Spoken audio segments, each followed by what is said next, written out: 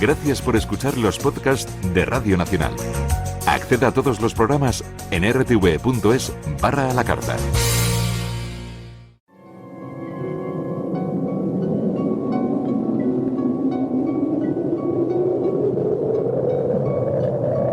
Solo cuando el túnel está en la más absoluta oscuridad es cuando puede volver otra vez la luz.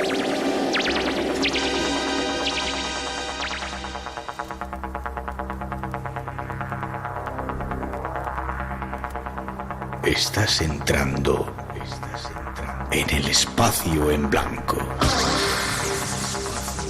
Una puerta a nuevas dimensiones de la existencia.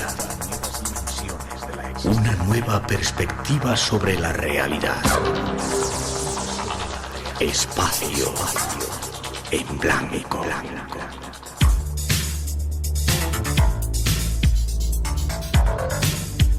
Una producción escrita y dirigida por Miguel Blanco.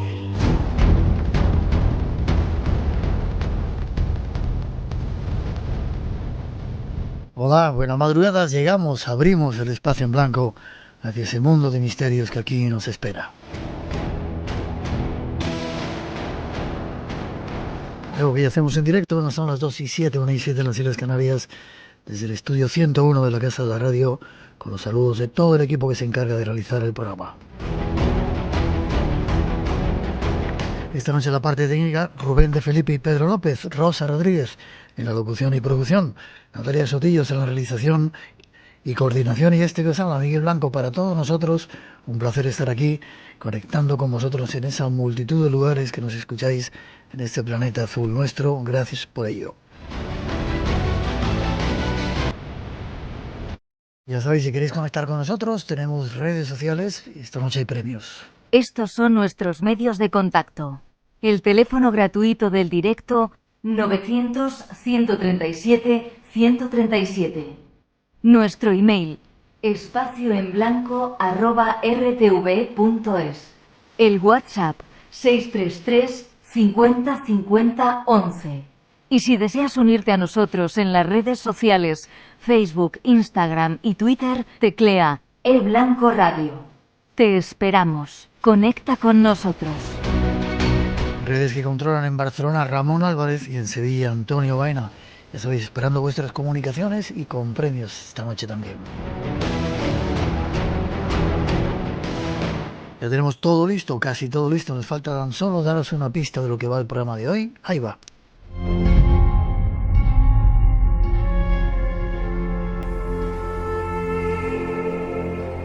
Nuestro programa de hoy os invita a visitar un pequeño país archipiélago lleno de misterios. En su pequeño territorio se concitan los templos neolíticos más antiguos del Mediterráneo, además de historias de monjes, caballeros, guerreros, el misterio de la diosa y mucho más. Nos referimos a Malta, un territorio fascinante preñado de enigmas que esta noche os invitamos a descubrir.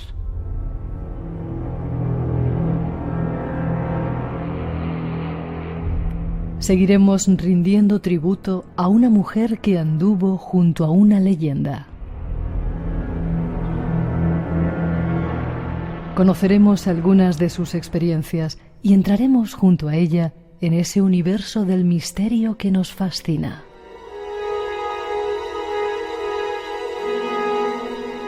Prepárate, porque el espacio en blanco se abre ya para ti.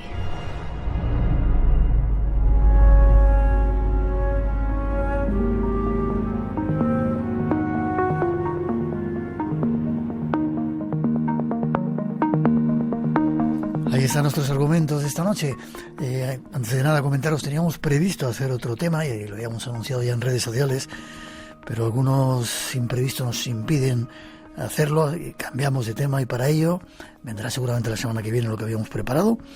Nos vamos hasta Cantabria a saludar a nuestro primer invitado, Juan Gómez. Buenas noches. Hola, ¿qué tal? Muy buenas noches. Un placer estar, como no, en el espacio en blanco. ¿Cómo estás por ahí? Pues la verdad es que bastante bien. Ya sabemos que el problema de esta pandemia está azotando a prácticamente toda España, bueno, a toda España, a todo el mundo, ¿no? Lo que ocurre es que quizá aquí en Cantabria pues estamos teniendo, vamos a decir entre comillas, eso de un poquito de más suerte. Esperemos que todo esto se solucione pronto y que por fin tengamos esa normalidad tan ansiada por todos y ojalá que sea pronto, de verdad. Ojalá. Nos mandan saludos la Guardia Civil, que está escuchando en Boiro, en A Coruña. Saludos para ellos y para todos los cuerpos de seguridad del Estado, que sabemos que muchos de ellos conectan con nosotros a estas horas. Déjame que te presente, ¿vale? Porque aunque eres un colaborador nuestro, que estás ahí siempre detrás en las redes sociales, bueno, también eres un periodista e investigador. Has ganado el premio Enigmas, concedido por la editorial Planeta, con tu libro Las cuevas y sus misterios. Eres coautor de Cantabria Incógnita y Misteriosa, donde vivimos por ahí en algunas cuevas gracias a ti. Y tu último libro se llama El experimento atómico, el cual te llevó a entrevistarte con militares norteamericanos presentes en las pruebas nucleares, y eres uno de los el único español que perteneces a la Asociación de Veteranos Atómicos de Estados Unidos. Así es. Me puse en contacto con ellos. Algún día quizá hablaremos más detenidamente cómo fue ese periplo para poder hablar con estos militares norteamericanos. Pero es cierto que desde sus primeras reticencias, porque hay que tener en cuenta que como periodista, un español, ¿qué hace un español preguntándonos por ciertas cosas nucleares? Claro, era algo muy extraño, ¿no? Bueno, pues de esas primeras reticencias hasta llegar a la confianza con la cual pues he podido mantener con muchos de estos exmilitares ya, pues la verdad tuvieron un detalle y fue pues introducirme o meterme en su asociación, así que debo ser el único español, y así ellos mismos me lo confirman, ¿no? El único español que pertenece a esta asociación de veteranos atómicos y que, bueno, que es para mí casi un orgullo, ¿no? Un privilegio, sin duda. Sí, señor, lo es. Y hoy nos vamos de viaje a un lugar que ya hemos hablado de él varias veces, lo hemos visitado en varias ocasiones. ¿Por qué? Bueno, es Malta. ¿Por qué Malta? Te pregunto Malta, a ti. Fíjate que lo tenemos ahí cerquita. Es una de las grandes desconocidas, ¿verdad? Hay cantidad de misterios, hemos hablado de ellos, pero vamos a retomarlos, porque tú lo has hecho desde un prisma diferente, has averiguado cosas nuevas y a mí me has dejado con la boca abierta. La verdad es que Malta es un lugar que es fascinante. Tú lo dices, ¿no? Es absolutamente desconocido para muchos. Está en mitad del Mediterráneo, al sur de Sicilia, y es un enclave que en realidad, si no estuviera ahí, probablemente nadie le prestaría más atención de la que tiene. Y es que gracias a su ubicación en mitad del Mediterráneo siempre ha sido un lugar estratégico para la navegación. Por lo tanto, Malta, a pesar de no tener, vamos a decir que grandes beneficios a nivel de todas aquellas personas que allí llegaban, sí tenía una importancia estratégica, precisamente por lo que acabo de comentar. Así que en ese lugar se han dado multitud de civilizaciones, multitud de culturas, y también desde tiempos muy antiguos se han dado ciertas construcciones y ciertas, vamos a decir que incluso civilizaciones neolíticas que han dejado su rastro y su huella, y también, por supuesto, sus grandes misterios, que hay muchos y algunos, he de decir, que ponen los pelos de punta. Sí, señor, desconocidos para la mayoría. Por allí pasaron fenicios, griegos, romanos, cartagineses, árabes, turcos, cristianos, caballeros, multitud de gente pasó por allí. Algunos dejaron sus huellas, pero mucho más atrás hay misterios que cuando uno va allí y si no sabe preguntar pasan desapercibidos, pero que esta noche vamos a volver a analizar y ya veréis qué sorprendentes. 900-137-137 en nuestro teléfono. Nos vamos de viaje a Malta, ya veréis.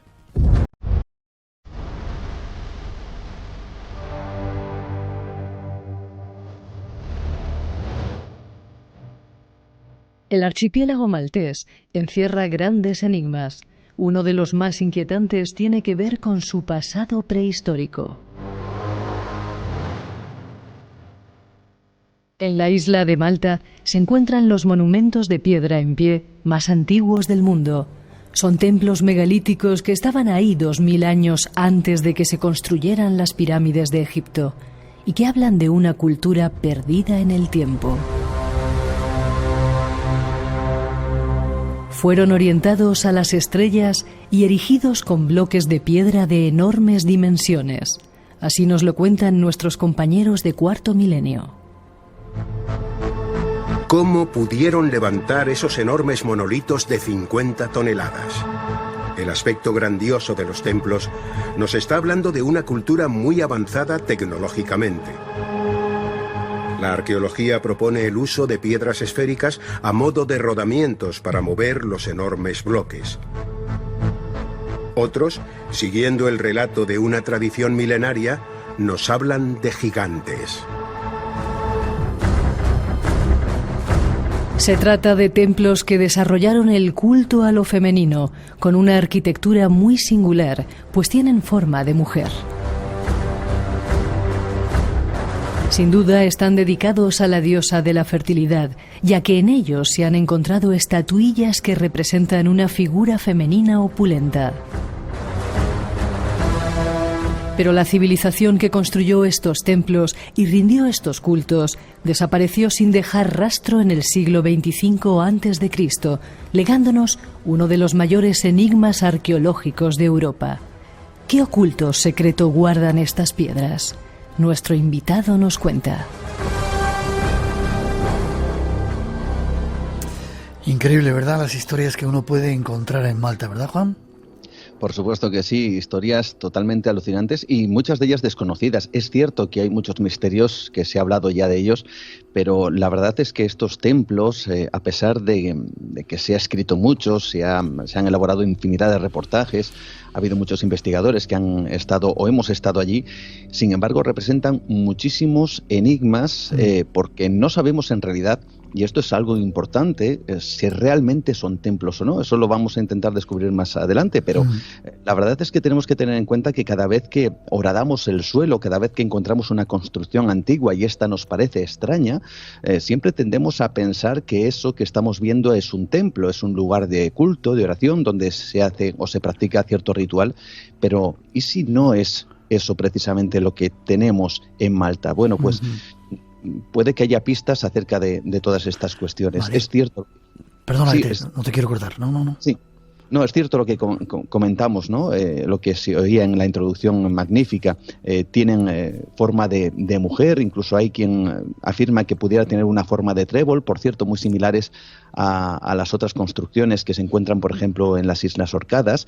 Y son templos que también tienen una disposición, hay que decirlo, una disposición solar. Están fijadas en unos determinados puntos para que entre la luz de manera milimétrica, casi en algunas estancias, en algunas salas, en función de los solsticios o de los equinoccios, lo cual sorprende porque incluso se ha descubierto en posteriores investigaciones que estos mismos templos fueron posteriormente modificados para de alguna forma hacer todavía que ese haz de luz entrara de manera mucho más directa a un punto en concreto de cada uno de estos lugares, ¿no? Lo cual nos hace pensar que algo había importante respecto también hacia las estrellas o hacia el firmamento respecto a estas construcciones. Todos esos datos que das dan cuenta de una civilización con alta precisión acerca de el control de los astros, de forma de construir. Y hablamos de construcciones de más de 5.000 años, es decir, 2.000 años antes de que estuvieran construidas las pirámides ya estaban ahí. Y han pasado desapercibidos hasta casi el siglo XIX, XVIII y pico, ¿no? Hasta el siglo XVII aproximadamente. Ten en cuenta que durante, como decía antes, por ser lugar estratégico, lo decías, fenicios, griegos, romanos, todos peleaban por conseguir ese lugar, hasta que llegó en el siglo XVII un hombre llamado Giovanni Francesco Abela, este hombre que era vicecanciller de la Orden de los Caballeros de San Juan de Jerusalén. Este hombre se dio cuenta que efectivamente allí había una serie de construcciones, una serie casi de monolitos tremendos. Algunos de ellos superan los 5 metros de altura y las 50 toneladas de peso, y él comenzó a preguntarse qué era aquello y, sobre todo, y algo más interesante, quién lo había construido. Bueno, pues este hombre, recordemos, siglo XVII, comenzó a indagar, comenzó a buscar algún tipo de historia, algún tipo de información, y lo primero que hizo fue preguntar a las gentes que vivían allí si sabían algo.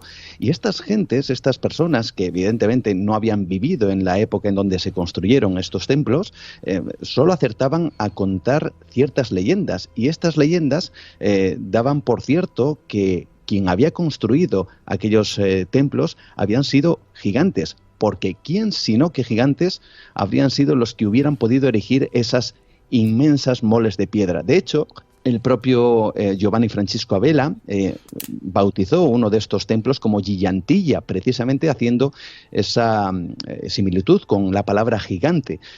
A partir de ese momento, pues se empezaron a interesar sobre todo por cómo habían construido estos templos y también por quiénes eran, porque no había ningún rastro más allá de las necrópolis, de restos humanos, pero no se sabía nada ni de su cultura, ni de su lenguaje, ni de dónde provenían, ni quiénes eran aquellos que construyeron esos increíbles templos.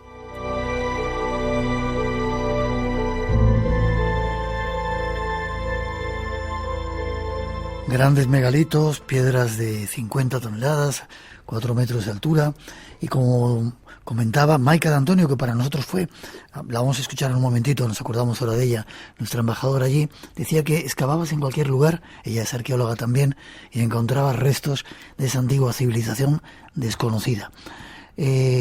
¿Cuántos templos hay? No sé si sabes porque no solamente los hay en Malta, sino también en la isla de Gozo, también hay otros templos gigantescos e increíbles, ¿verdad? Sí, hay aproximadamente unos 10 templos que están distribuidos entre la isla de Malta, efectivamente, en la isla de Gozo. En Gozo se encuentra, por ejemplo, el templo que hacía alusión, el de Gigantilla. También nos encontramos lugares increíbles, como es, por ejemplo, el hipogeo, ¿no? Nos lo encontramos en la isla de Malta, y lo curioso es que el hipogeo no se encuentra en la superficie, como la mayoría del resto de los templos, sino que se encuentra excavado en la tierra, lo cual representa todo un mayor enigma, y además es uno de los lugares más alucinantes que yo he podido visitar. No es fácil visitarlo, hay que decirlo. Sí, hay que vamos a decir que hay que pedir cita con muchos meses de antelación, y aún así no tienes la seguridad de poder conseguirlo. Ahora, para un segundito solo acerca de el hipogeo, ahora me cuentas, déjame que escuchemos a dos de los expertos, Martín San y esta guía nuestra embajadora Maika D'Antonio, que nos dan algunos datos acerca de esa extraña isla. Su forma tiene siempre ábsides alrededor, por lo que se ha planteado la posibilidad de que representen la forma de la diosa de la fertilidad. Efectivamente tienen la misma forma que las diosas que aparecen en los altares, ¿no?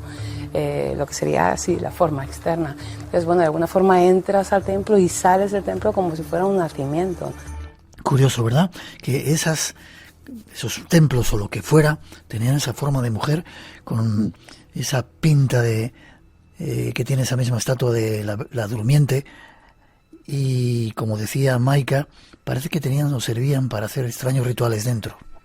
Sí, eso es una de las teorías que se plantea, ¿no? De hecho, por ejemplo, en el templo de Tarsien, que está también en Malta, nos encontramos lo que ya serían los restos de unas enormes, gigantescas figuras también femeninas que estarían como una suerte de esfinges cubriendo la entrada principal de ese mismo templo. Está claro que la idea de lo femenino era muy importante para aquellos que construyeron esos templos, incluso la forma que tienen, como podemos ver en cualquier fotografía de vista aérea, así también parece confirmarlo. Si incluimos además la gran cantidad de figuras femeninas, todas ellas, bueno, pues bastante similares, como por ejemplo esa durmiente que se encontró en ese conocido templo de hipogeo que en realidad significa cámara subterránea. Un hipogeo es una cámara subterránea. Bueno, pues en ese, que está situado en Hal Safieni, pues ahí se encontró lo que sería el emblema prácticamente de la cultura neolítica de hace pues más de 5.000 años, ¿no? Que es precisamente esa figura. Y debían de ser muy refinados porque la figura es increíblemente bonita. Déjame que escuchemos de nuevo a Maika con otra pincelada que nos da de la isla. Es muy difícil que sea casualidad, como se ha dicho, que el templo de Minadra está orientado perfectamente a los equinoccios. El sol entra por la puerta principal hasta el altar en los equinoccios, y en los solsticios entra de tal forma que dos piedras muy concretas las golpea el sol. ¿Cómo tenían o qué conocimientos debían de tener para poder hacer esa precisión en las rocas, verdad? Pero fíjate, porque es tremendamente alucinante, ya no solo lo que acabamos de escuchar, lo que he comentado acerca de esa perfección con los equinoccios y también con los solsticios en otros templos como el de Hagar Kim, sino que también hay un investigador que pertenece al Departamento de Arqueología de la Universidad de Malta. Este hombre se llama Thor Lomsdalen, y él planteaba una idea todavía más alucinante, y es que aquellas personas que construyeron estos templos se fijaron en concreto en una constelación, en la constelación de Pléyades, y a partir de ahí generaron su construcción en base a esos equinoccios. Y además lo tuvieron que hacer, según este investigador, lo tuvieron que hacer de noche, es decir, la construcción para este hombre tuvo que producirse de noche para poder ver las Pléyades y poder de alguna forma dirigir el punto exacto donde colocar cada una de las piedras, lo cual plantea un enigma mayor. Había que construir de noche, había que hacerlo bajo una técnica que desde luego desconocemos y sobre todo con unos conocimientos que ahora mismo por lo menos nos sobrepasan, ¿no? ¿Es realmente así? ¿Fue realmente así? Si es así, de verdad, la cosa se pone mucho más interesante y quizá tengamos que reescribir, como se suele decir, ciertos libros o cierta parte de nuestra historia. Seguramente. El padre de la arqueología, Temístocles Thamit, de la República de Malta, daba una serie de detalles muy curiosos antes de irnos al hipogeo, que es uno de, como tú decías, de los lugares más sorprendentes que hay por ahí.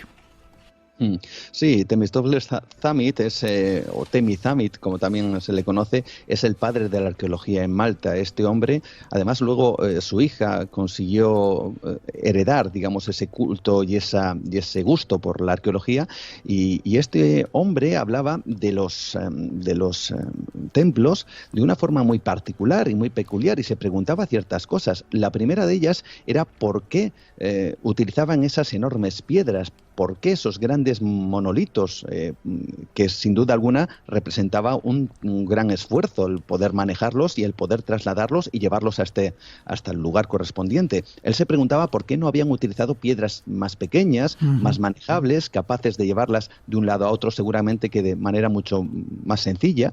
Sin embargo, él se preguntaba por qué utilizaron esas grandes moles de piedra. Él planteaba la posibilidad, que luego quizá vamos a comentar, que no eran precisamente unos templos, sino que esas moles de piedra estaban para protegerse de algo. Un sistema de defensa. Vamos a dejar ahí la idea, luego la retomamos. Nos vamos al hipogeo de Hal Shafrani. Decías, un templo que está excavado hacia abajo. Tuvimos también la oportunidad de visitarlo gracias a Maica de Antonio. Increíble. Lo más también sorprendente es que se encontraron restos de más de 7.000 individuos. Es como si fuera una gran tumba. Así es, la verdad es que su descubrimiento fue por casualidad, fue en el año 1902 y fue por accidente. Durante unas obras, unos operarios se toparon con lo que parecía un complejo, pero un complejo que estaba sumergido bajo tierra. Cuando realmente consiguieron excavar todo ese complejo, descubrieron que había 3 niveles y que cada uno de los niveles completaban 10 metros de profundidad. Y efectivamente, cuando entraron, se encontraron los restos de más de 7.000 individuos. Se piensa que quizá pudo ser un antiguo templo que luego se reconvirtió en una necrópolis, de ahí que estemos ante gran cantidad de restos humanos. Lo que ocurre es que una vez más, si nos apartamos de lo convencional, si alejamos un poco la mirada de lo que nos dice lo establecido, puede que descubramos otro tipo de cosas, ¿no? El caso es que ese lugar es realmente fascinante. Cualquier persona que entre allí tiene que pensar que esa excavación, 3 niveles, 10 metros de profundidad, tenía que ser tremendamente importante para un grupo neolítico, ojo, que vivía en una isla, por lo tanto los recursos eran bastante limitados y por lo tanto aquello que hicieran tendría que ser tremendamente importante para todo el grupo como para tener que consumir energía y todo ese esfuerzo, ¿no? Bueno, pues quizá no todo venga por la parte religiosa, sino, como decimos, por la parte quizá más que tiene que ver con la supervivencia precisamente de esos mismos grupos humanos. Tomamos nota también de ese otro dato. Lo curioso es que luego hablaremos de las posibles causas de la desaparición de esta civilización. Según nos contaban cuando estuvimos allí, es que antes de desaparecer taparon los templos. Los llenaron de arena y los hicieron desaparecer, como si pensaran regresar los que se fueron. Sí, eso es una de las cosas realmente más fascinantes. Fíjate, por ejemplo, el templo de Tarsien fue encontrado por casualidad por unos agricultores, ya que ellos no podían trabajar la tierra. Ellos se encontraban con que algo que estaba debajo de la tierra les impedía sembrar, les impedía cultivar, y fue cuando descubrieron este templo que estaba enterrado. Y fíjate qué curiosidad, porque esto también sucede en otro lugar del mundo que tú conoces, que es Turquía, que es en Göbekli Tepe. Sí. También sus antiguos moradores, hablamos de prácticamente más de 15.000 años, también enterraron esos templos, que son varios templos, porque al parecer tenían la intención de volver. Lo que ocurre es por qué los enterraron, qué es lo que había allí, o qué es lo que querían esconder, o qué es lo que querían preservar, para una vez más, insisto, hacer ese esfuerzo tan tremendo, ya no solo de construirlos, sino luego de enterrarlos, ¿no? ¿Cuál es el secreto que querían preservar? Es uno de esos grandes misterios. Igual esta noche nuestro invitado da algunos datos. 2:31, 1:31 en las Islas Canarias. 900-137-137 en nuestro teléfono. Seguimos adelante con algunos misterios más de estas islas.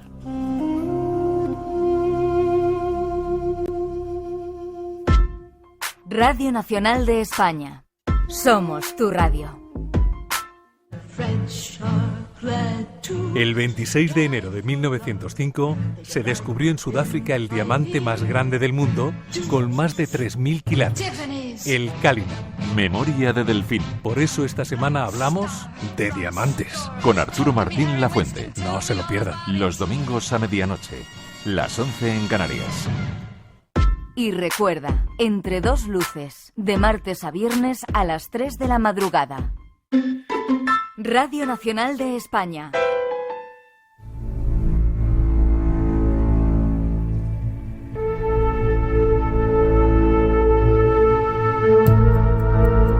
Existen unas extrañas marcas escondidas por todo el mundo que fueron llamadas car roots, por parecer surcos hechos por un carro.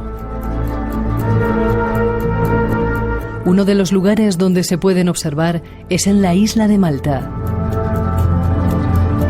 En ella hay centenares de surcos que se entrecruzan en ángulos de 90 grados, pasan por acantilados y se meten mar adentro varios kilómetros.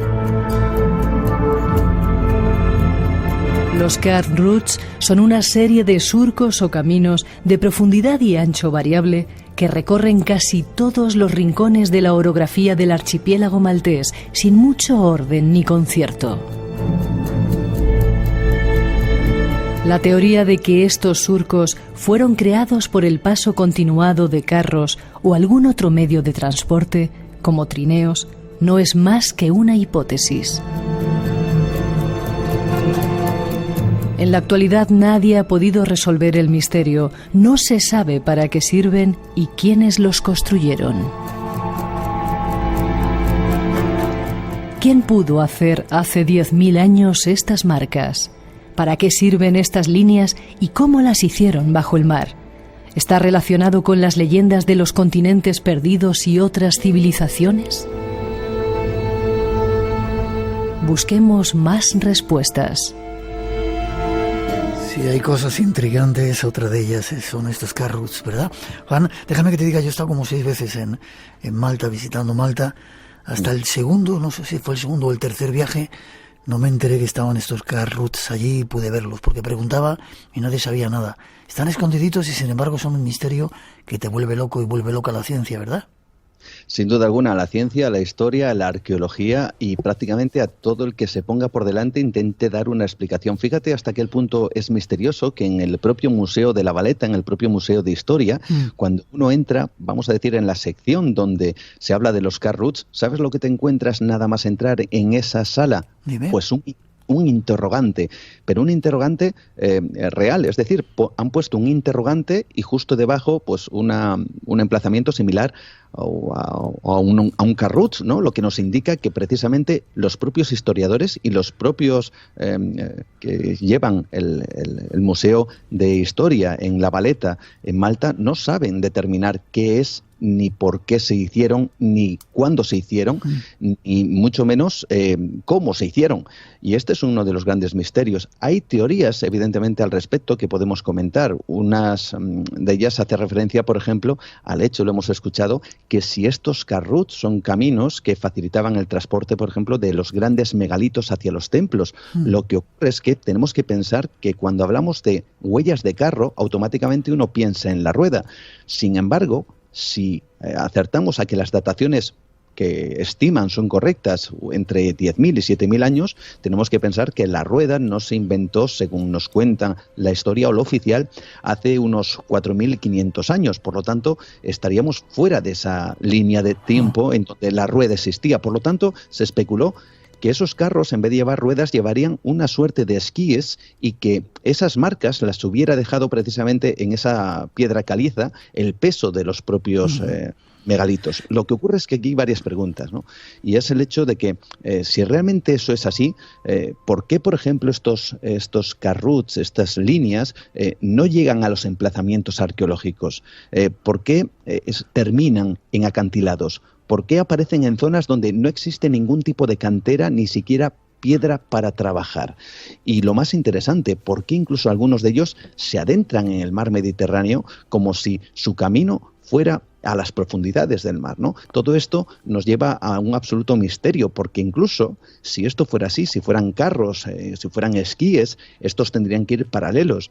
Pero lo cierto es que muchos de estos carruts de repente convergen en uno solo, o tienen ángulos de 90 grados, o hacen curvas imposibles, lo cual nos plantea ese misterio: cómo se hicieron, para qué se hicieron y cuál era esa tecnología que les hizo marcarse directamente en la roca, que además algunos de ellos llegan a tener hasta más de medio metro de profundidad. Por lo tanto, eso te iba a preguntar, son muy profundos, han tenido que pasar un montón de carros por ahí para dejar esa tremenda huella horadada en la piedra. Y quizá apuntar que no solamente están allí en Malta, sino que cuando uno mira un poquito con los ojos de ver, están en Mallorca también. Yo he podido verlos una vez que estuve allí, en Sicilia, en Cerdeña. Es decir, hay más lugares donde hay estos carrucs, aunque sin duda donde más hay es en Malta.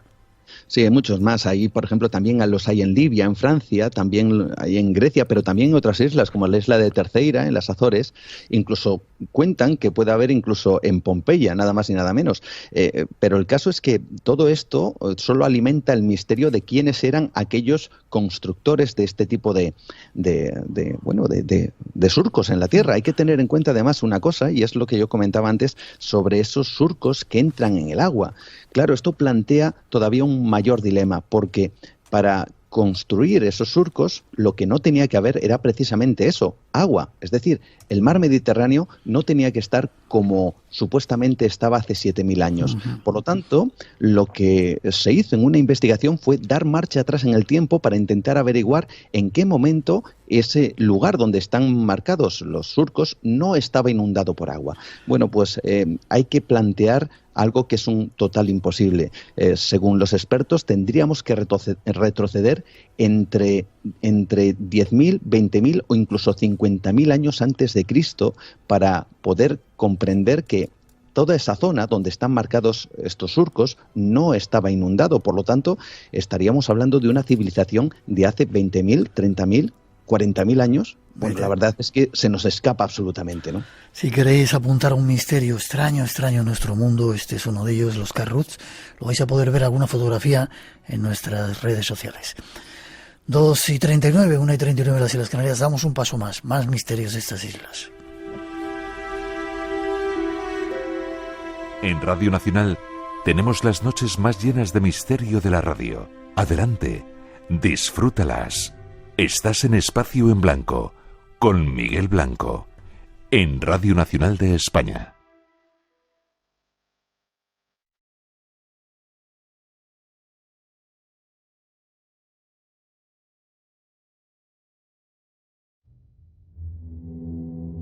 Existen muchos otros misterios en las islas que hoy visitamos casi desconocidos.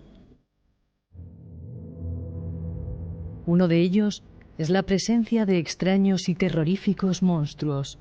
Vayamos hasta un lugar conocido como el Lago de Coral.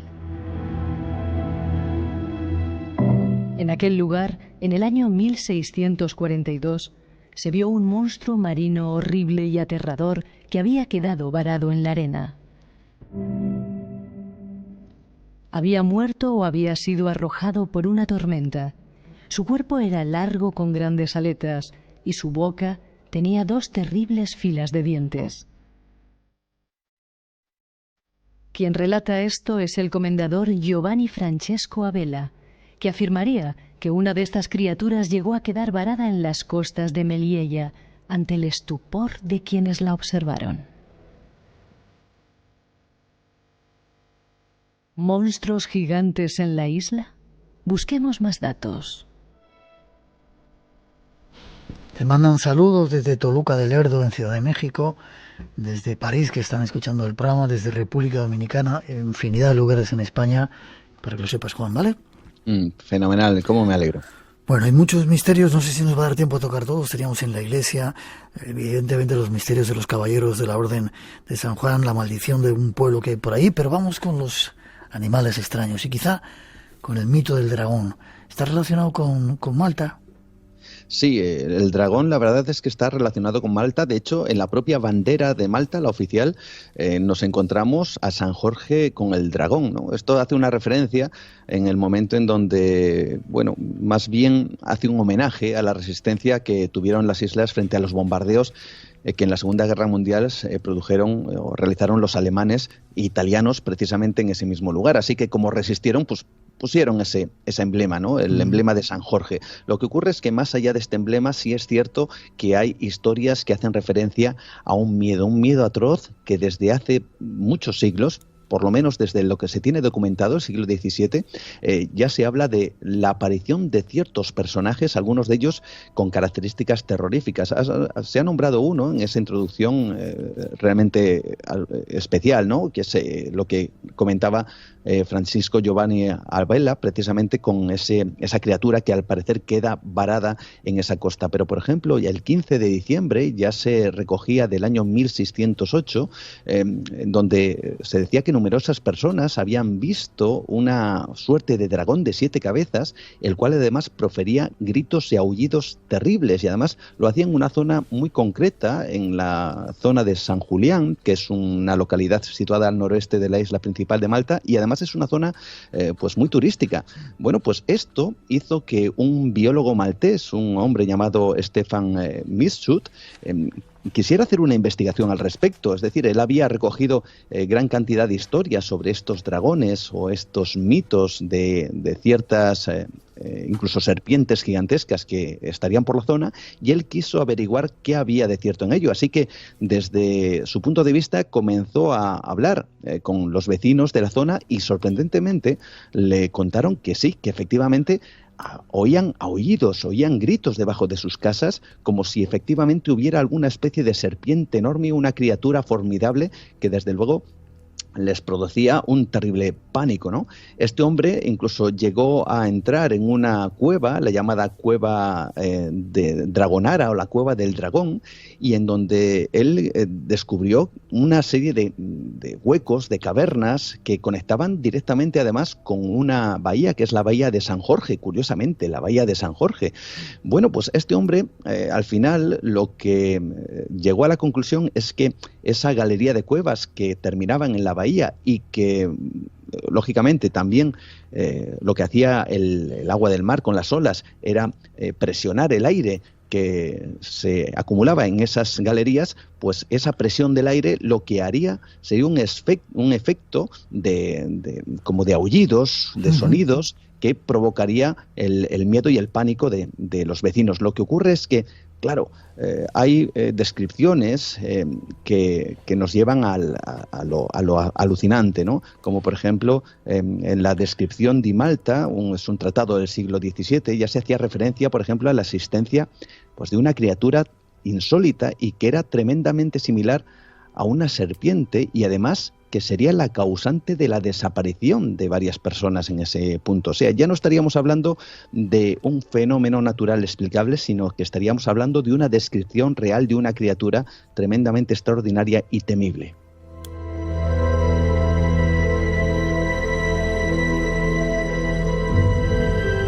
Creo que la llamaban Maya o algo así. Y luego hay otro extraño ser, el terrible Sifjun. Sifjun, sí, efectivamente. esto sí que tiene visos de una realidad, aunque quizá haya sido mal interpretada con el tiempo. La verdad es que el Sirfjung es una criatura que pudiera haber sido confundida con algo terrorífico, pero que en realidad estaríamos hablando de un tiburón de grandes dimensiones. Veréis, lo que ocurre es que aquí también hay un hecho que es realmente sorprendente, y es que desde antiguo ya los pescadores de Malta recogían dientes de tiburón y los decoraban pensando que estos dientes pertenecían a esta terrible criatura. Y estos dientes, vamos a decirlo, se iban recogiendo pues a lo largo de los siglos. Lo que ocurre es que uno de estos dientes, que se encuentra precisamente en el Museo de Medina, fue analizado y se descubrió algo que era al menos tremendamente imposible, y era el hecho de que... ¿No era de tiburón? No era de tiburón. Este diente pertenecía a un megalodón. ¿Qué es lo que sabemos del megalodón? Bueno, pues sabemos que, según nos cuentan, se extinguió hace 2 millones de años. Y estos dientes aparecían en el siglo XVII, en el siglo XVIII, en adelante, desde que se tienen estas crónicas de estos terribles personajes. Pero es que incluso a finales del siglo XIX, en el año 1890, ya se constata el ataque de uno de estos seres tremendos a dos pescadores, que acaba con su vida, lo cual sorprende una vez más, porque a nivel arqueológico y a nivel histórico es un imposible. Si se datan estos dientes de megalodón, siglo XVII, siglo XVIII, y la historia o la prehistoria nos dice, o los historiadores nos dicen, que esta criatura desapareció hace 2 millones de años. Algo no coincide, ¿verdad? Algo no coincide. Hay megalodones. Hombre, sabemos que en el Mediterráneo hay tiburones, pero un megalodón parece realmente imposible, ¿no? Bueno, pues según esto, parece ser cierto que algo, al menos en el siglo XVII, tremendamente grande, parecido a un megalodón, estaba surcando las aguas del Mediterráneo y las costas de Malta. Las cuevas también que tú pudiste investigar por allí, donde se han encontrado restos de animales extraños e incluso restos humanos también.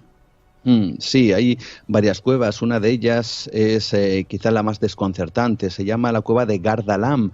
También es conocida como la cueva de la oscuridad, y es una cavidad natural que en el año 1885 pues ofreció un macabro descubrimiento, porque los investigadores, cuando accedieron a su interior, descubrieron miles y miles y miles, hablamos de decenas de miles de huesos, de restos óseos de animales, principalmente de animales. Incluso se llegaron a datar con una antigüedad de 7.500 años. Incluso se creó un museo en donde todos y cada uno de los huesitos, desde el más grande hasta el más pequeño, están expuestos en diferentes vitrinas, y uno de ellos es, digamos, el protagonista, porque es un elefante enano. Lo que ocurre es que en esta cueva de la oscuridad algo extraño hace que rodee todo esto, porque lo primero, esa oquedad no es muy profunda, tendrá unos 100 metros, no tiene galerías, es decir, es cerrada, es abierta, no hay manera de perderse allí. Es decir,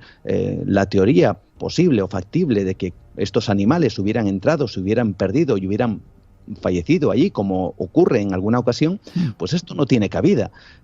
Lo que creen los investigadores es que de alguna forma ese lugar fue el comedero particular de algún tipo de criatura o criaturas. Se cree que pudieron ser humanos, pero lo que ocurre es que también se encontraron restos humanos en el interior de esa cueva y entre los restos de los demás animales. Por lo tanto, hay quien afirma y hay quien tiene la teoría que quizá hubo algún tipo de megafauna, algún tipo de animal salvaje prominentemente violento, que quizá utilizó ese lugar como comedero particular, y que una vez más nos deja con la intriga, ¿no?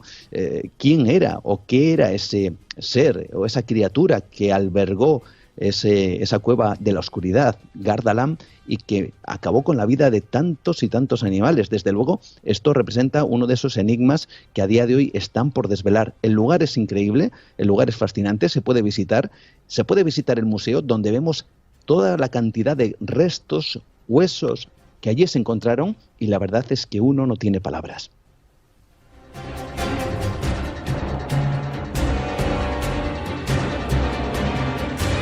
Pues vamos casi en los últimos minutos, Juan, a tratar de cerrar este rompecabezas que hemos abierto.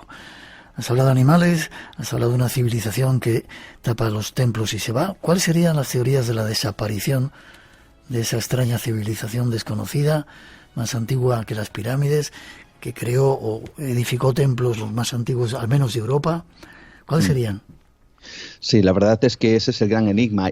Allí literalmente lo que te dicen es que se desvanecieron. Es como si se hubieran evaporado en el aire. No se sabe. Se sabe o se intenta averiguar un poquito, se cree incluso que el origen pudiera ser del sur de Sicilia, pero a partir de ese momento desaparecen aproximadamente 4.000, 5.000 años en la isla y se pierde su pista para siempre. Así que las teorías, pues la verdad es que se barajan todas y cada una de ellas como posible, pero al mismo tiempo tienen sus detractores. Se habla, por ejemplo, que una de ellas apuntaría a un posible conflicto tribal que hubiera acabado en una especie de guerra intestina. Lo que ocurre es que, según parece, estos grupos humanos no eran demasiado belicosos entre sí, por lo tanto esta teoría no tendría mucho fundamento como para haber creado una especie de apocalipsis bélico, ¿no?, que acabara con todos ellos.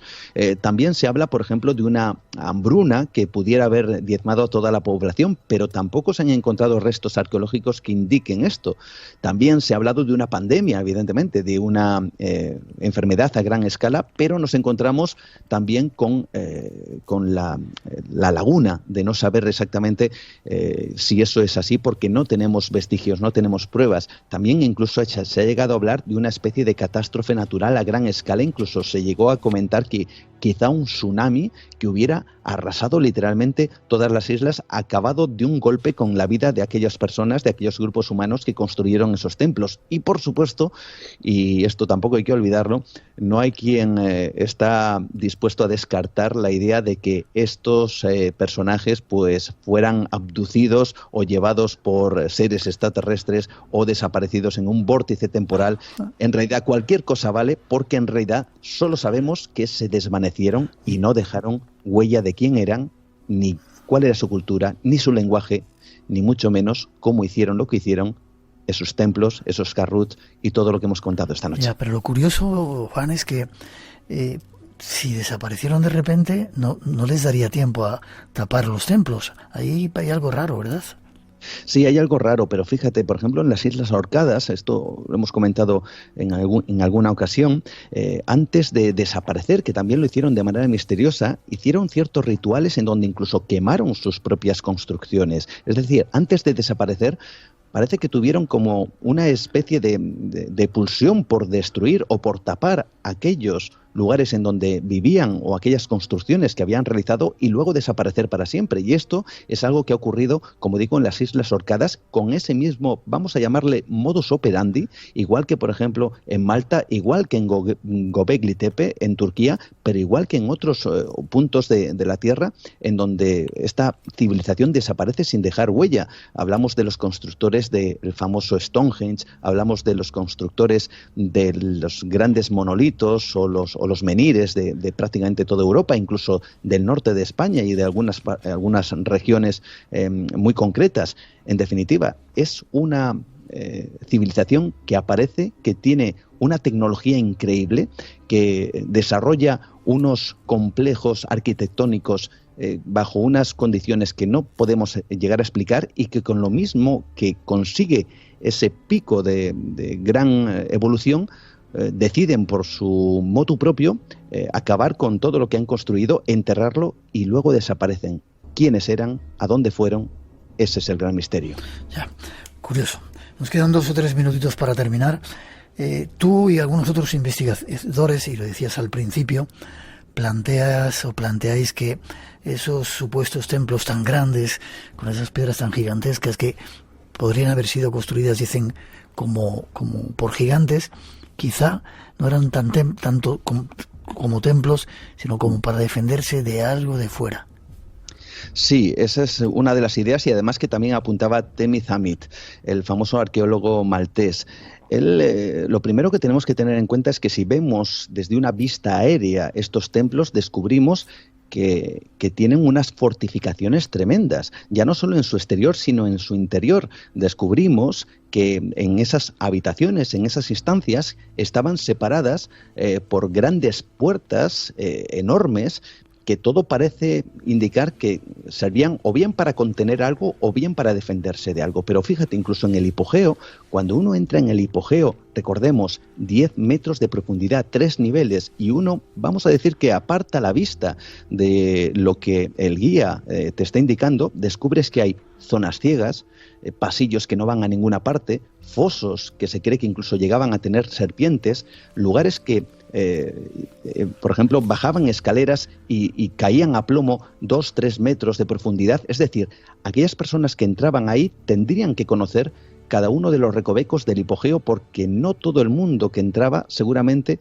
lo hacía con toda la seguridad del mundo. Bien, hay quien afirma que en realidad todo ese esfuerzo de excavar aquello no era crear un templo, sino defenderse de algo, esconderse de algo. Es más, al final del hipogeo hay una hornacina en donde si uno proyecta una voz prominente en esa hornacina, descubres que ese sonido, ese eco, se transmite por todo el hipogeo, lo cual hay quien ha querido identificar que precisamente esa hornacina, ese sistema de comunicación, pudiera ser en realidad un antiguo y ancestral sistema de alarma. ¿Alarma para qué? Construcción bajo tierra, 10 metros de profundidad, ¿para qué? ¿De qué se defendían? Qué curioso. Y para terminar casi, bueno, podríamos hablar de la maldición, como decía, de ese pueblo, de las iglesias, de todos los que los caballeros dejaron por ahí, pero casi todas las estatuas que se han encontrado, que eran la representación de esa diosa, a quien teóricamente iban dedicados esos templos, están sin cabeza. Y a uno le hace pensar que quizá ocurriera como pasa en Egipto, cuando quieres quitar la magia de un templo, le borras la cabeza o le quitas la cabeza, como en este caso ocurre allí, ¿no? Sí, desde luego, en Egipto es un claro ejemplo. Ahora prácticamente los templos están, yo les llamo desactivados, es decir, se han dado al botón de off. Incluso las autoridades no permiten que se realice ningún tipo de, ni siquiera de meditación, aunque sea tibia, en ese lugar bajo sanción, ¿no? Pues yo creo que algo ocurrió en estos templos. Estos lugares significaban algo realmente poderoso y quizá tuvieron ese matiz de ritual y de importancia espiritual que, por desgracia, ya no entendemos, no comprendemos, porque quizá, como bien dices, se ha desactivado y ya no sabemos volver a darle ese botón de on para comprender sus secretos.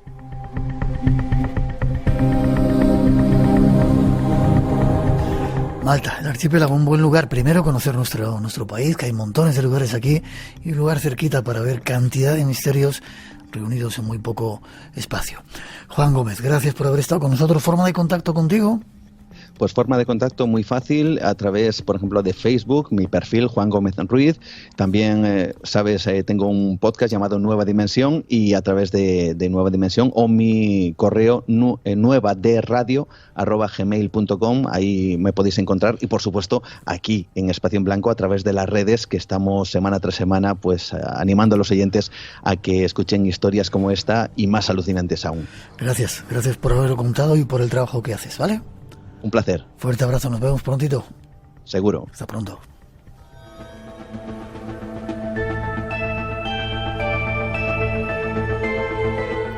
Llegan nuestros compañeros José Luis Aragón y Javier Carrión para darnos las noticias. Hemos de hacer una mínima pausa. Después queremos hacer homenaje a algunos personajes que se nos han ido y seguramente darnos un paseo con el guardián del cementerio para descubrir lugares increíbles. 900-137-137 nuestro teléfono por si queréis intervenir, redes sociales abiertas. Continuamos enseguida, no os vayáis, tenemos todavía mucho que contaros en este espacio en blanco de hoy, con montones de sorpresas todavía.